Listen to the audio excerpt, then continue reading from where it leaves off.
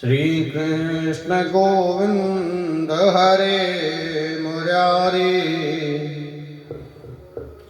हे नाथ नारायण वासुदेव। गजाननं भूतगणाधिसेवितं कपितजम्बूफलचारुभक्षिणम् उमासुतं शोकविनाशकारकं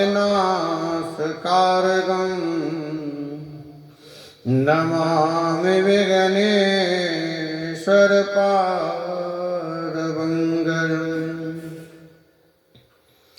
ब्राह्मणों का धन तप है, चूंकि तपस्या कल्पतरु और कामधेनु के समान है, इसलिए उनकी निरंतर तप में इच्छा लगी रहती है। रजोगुणी पुरुष कर्मों के रागवश राजसिक कार्य करता है और रागांध होकर रजोगुणी कार्यों में लगा रहता है। इसी कारण वह राजा कहा जाता है। मुने, रागवश मैंने कामधेनु की याचना की थी, अतः मुझे अनुरागी क्षत्रिय का इसमें कौन सा अपराध हुआ। फिर भी आपके पिता ने महान बल पराक्रम से संपन्न बहुत से भूपालों का वध कर डाला। इस समय यहाँ से सुअवस्था वाले राजकुमार ही आए हैं। आपने संपूर्ण पृथ्वी को 21 बार भूपालों से शून्य कर देने के लिए जो प्रतिज्ञा की है, उसका पालन कीजिए। युद्ध करना तो क्षत्रियों का धर्म ही है। युद्ध में मृत्यु को प्राप्त हो जाना उनके लिए निंदित नहीं है, परंतु ब्राह्मणों की रण स्पृहा लोक और वेद दोनों में विडंबना की पात्र है। वाणी ही जिनका बल और तप ही जिनका धन है, उन ब्राह्मणों की शांति ही प्रत्येक युग में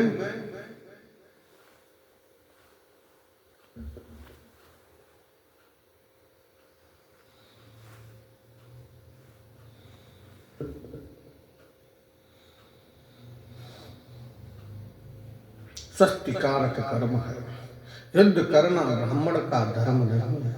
शांति परायण ब्राह्मण युद्ध के लिए उद्योगशील हो, ऐसा तो न देखने में ही आया है और न सुना ही गया है। भगवान नारायण के विद्यमान रहते या दूसरी तरह का उलटफेर कैसे हो गया। रणांगण में यों कहकर राजेंद्र कार्तवीर शांत हो गया। उसके वचन नौ को सुनकर सभी लोग मौन हो गए। तदंतर परशुराम के सभी भाई, जो बड़े शूरवीर तथा हाथों में अत्यंत तीखे शस्त्र धारण किए हुए थे, उनकी आज्ञा से युद्ध करने के लिए आगे बढ़े। तब जो स्वयं मंगल स्वरूप तथा मंगलों का आश्रय स्थान था, उस महाबली मत्स्यराज ने भी उन सबको युद्धोन्मुख देखकर युद्ध करना आरंभ किया। उस राजेंद्र ने बाणों का जाल बिछाकर उन सभी को रोक दिया। तब जमदग्नि के पुत्रों ने उस बाण समूह को छिन्न भिन्न कर दिया। मुने, राजा ने सैकड़ों सूर्यों के समान प्रकाशमान दिव्यास्त्र चलाया, परंतु मुनियों ने माहेश्वरास्त्र से द्वारा खेल ही खेल में उसे काट दिया। पुनः मुनियों ने दिव्यास्त्र द्वारा राजा के मान सहित धन रथ सारथी और कवच की धज्जियां उड़ा दी। इस प्रकार राजा को शस्त्रहीन देखकर मुनियों को महान हर्ष हुआ। तब उन्होंने मत्स्यराज का वध करने की इच्छा से शिवजी का त्रिशूल हाथ में उठाया।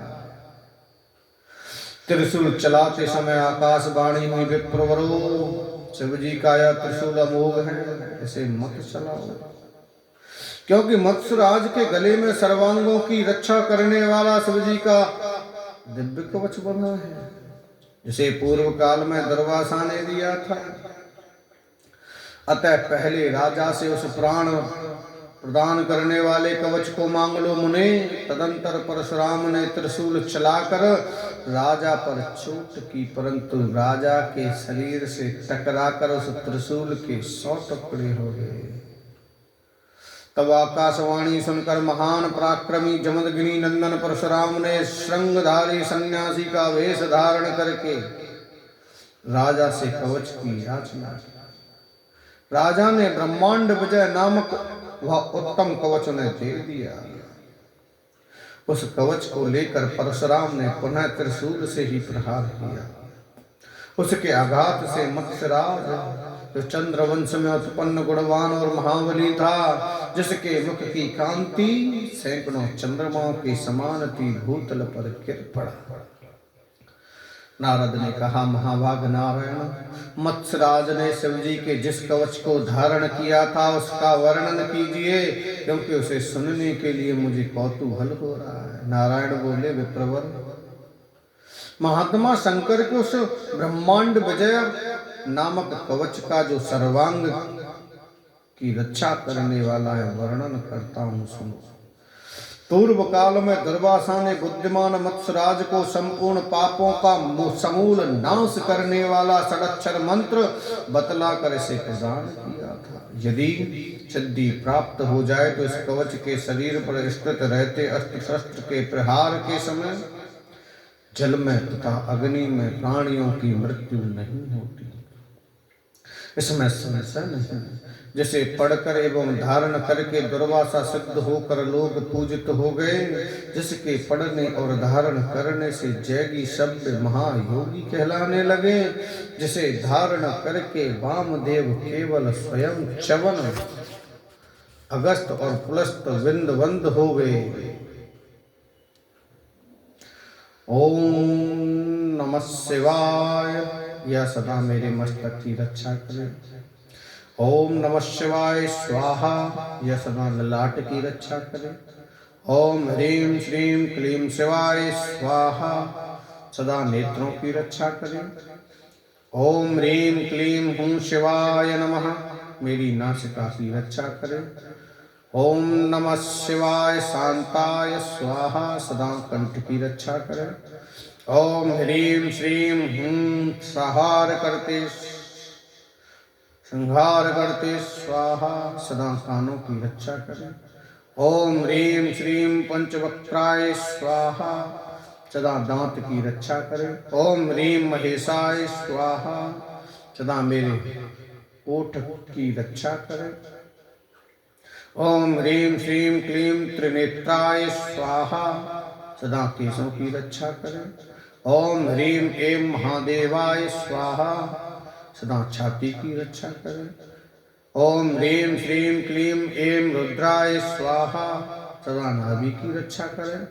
ओम ह्रीं ऐं श्रीं ईश्वराय स्वाहा, सदा पृष्ठभाग की रक्षा करें। ओम ह्रीं क्लीं मृत्युंजय स्वाहा, सदा बाहों की रक्षा करें। ओम ह्रीं श्रीं क्लीं ईशानाय स्वाहा, सदा पार्श्व भाग की रक्षा करें। ओम ह्रीं ईश्वराय स्वाहा, सदा मेरे उदर की रक्षा करें। ओम श्री क्लीं मृत्युंजय स्वाहा, सदा भुजाओं की रक्षा करें। ओम ह्रीं श्रीं क्लीं ईश्वराय स्वाहा, मेरे हाथों की रक्षा करें। ओम महेश्वराय रुद्राय नमः, सदा मेरे नितंबों की रक्षा करें। ओम ह्रीं श्रीं भूतनाथाय स्वाहा, सदा पैरों की रक्षा करें। ओम सर्वेश्वराय सर्वाय स्वाहा, सदा सर्वांग की रक्षा करें। पूर्व में भूतेश मेरी रक्षा करें। अग्नि कोण में शंकर रक्षा करें। दक्षिण में रुद्र तथा नैऋत्य कोण में स्थाणु मेरी रक्षा करें। पश्चिम में खंड परशु, वायव्य कोण में चंद्रशेखर, उत्तर में गिरीश और ईशान कोण में स्वयं ईश्वर रक्षा करें।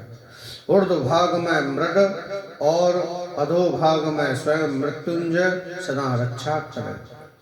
जल में, स्थल में, आकाश में सोते समय अथवा जागते रहने पर भक्त वत्सल पिनाकी सदा मुझ भक्त की स्नेह पूर्वक रक्षा करें।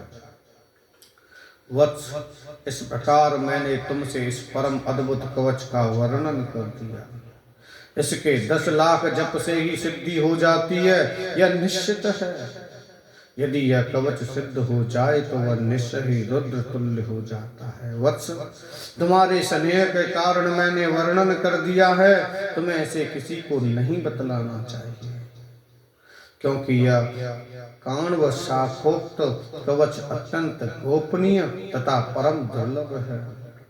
सहस्त्रों अश्वमेध और सैकड़ों राजसूय ये सभी इस कवच की 16वीं कला की समानता नहीं कर सकते।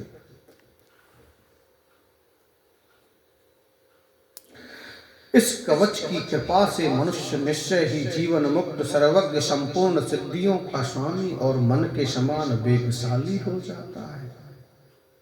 इस कवच को बिना जाने जो भगवान शंकर का भजन करता है, उसके लिए 1 करोड़ जप करने पर भी मंत्र सिद्धदायक नहीं होता। प्रेम से बोलो जय श्री कृष्ण। कवचम शृणु विप्रेन्द्र शंकरस्य महात्मनं, ब्रह्मांड विजयं नाम सर्वावयवरक्षणं, पुरादुर्वास साधत्वं मत्स्यराजाय धीमते, दत्त्वा षडक्षरं मंत्रं सर्वपापप्रणाशनं, स्थे च कवचे देहनास्ति मृत्युञ्च, जीवनाम् अस्त्रे शस्त्रे चले वहं, सिद्धिश्चान्नास्ति संशय, यदा धृत्वा पठनात् सिद्धो दरवासा विश्वपूजिता, जयगिषभ्यो महायोगी पठनाद् धारणाद् यतः, यदा धृत्वा वामदेवस्य देवलश्च वनः स्वयं, अगस्त्यस्य पुलतस्य बभूव विश्वपूजिता। ओम नमः शिवायेति च मस्तकं मे सदावतु, ओम नमः शिवायेति च स्वाहाभालं सदावतु, ओम ह्रीं श्रीं क्लीं शिवायेति स्वाहा नेत्रे सदावतु, ओम ह्रीं क्लीं हूं शिवायेति नमो मे पातु नासिकाम्, ओम नमः शिवाय शांताय स्वाहा कंठं सदावतु, ओम ह्रीं श्रीं हूं संहार करते स्वाहा करणं सदावतु, ओम ह्रीं श्रीं पंचवक्त्राय स्वाहा दंत सदावतु, ओम ह्रीं महेशाय स्वाहा चादरं पातु मे सदा, ओम ह्रीं श्रीं क्लीं त्रिनेत्राय स्वाहा केशान सदावतु, ओम ह्रीं ऐं महादेवाय स्वाहा वच्च सदावतु, ओम ह्रीं श्रीं क्लीं रुद्राय स्वाहा नाभिं सदावतु, ओम ह्रीं ऐं श्री ईश्वराय स्वाहा पृष्ठं सदावतु, ओम ह्रीं क्लीं मृत्युंजयाय स्वाहा भूभ्रूश्च सदावतु, ओम ह्रीं श्रीं क्लीं ईशानाय स्वाहा पार्श्वं सदावतु, ओम ह्रीं ईश्वराय स्वाहा उदरं पातु मे सदा, ओम श्रीं क्लीं मृत्युंजयाय स्वाहा बाहु सदावतु, ओम ह्रीं श्रीं क्लीं ईश्वराय स्वाहा पातु करो मम, ओम महेश्वराय रुद्राय नितंबं पातु मे सदा, ओम ह्रीं श्रीं भूतनाथाय स्वाहा पादौ सदावतु, ओम सर्वेश्वराय सर्वाय स्वाहा सर्वसदावतु, प्राञ्चायां मां पातु भूतेशा, अग्नेयां पातु शंकरः, दक्षिणे पातु मां रुद्रो, नैऋत्यां स्थाणुरेव च, पश्चिमे खण्डपरशरवाभ्यां चन्द्रशेखरः, उत्तरे गिरिशः पातु ईशान्यामीश्वरः स्वयं, ऊर्ध्वे मृडसदा पातु वदो मृत्युञ्जय स्वयं, जले स्थले चान्तरिक्षे स्वप्ने जागरणे सदा, पिनाकी पातु मां प्रति प्रीत्या भक्तं च भक्तवत्सला, इति ते कथितं वत्स कवचं परमाद्भुतम्। 10 लक्ष जपिनेव सिद्धिर्भवति निश्चितं, यदि स्यात् सिद्ध कवचो रुद्रतुल्यो भवेत् दुर्गं, तव स्नेहमन्मयामख्यातं प्रवक्तं न कस्यचित्।